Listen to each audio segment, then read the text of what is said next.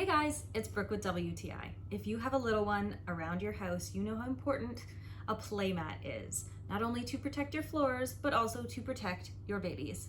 We have gotten this one from Pufeng and I absolutely love it.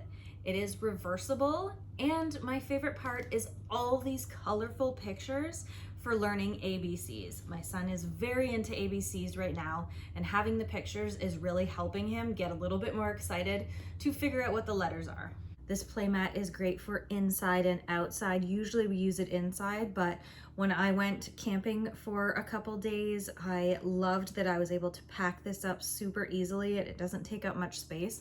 And it was great for playing outside when the dew was still in the grass because he didn't get all wet, and this is super easy to wipe down. I really appreciate the fabric edging because I have had other playmats, and when babies are teething, they definitely like to chew on everything, and you always have to worry that they're going to bite right through or bite pieces off. But because this has this fabric edging, even if they do bite it, it's not going to come apart.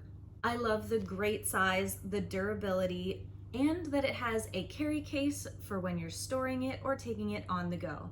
I highly recommend this playmat. We love it, and I think you will too. And that's my point of view.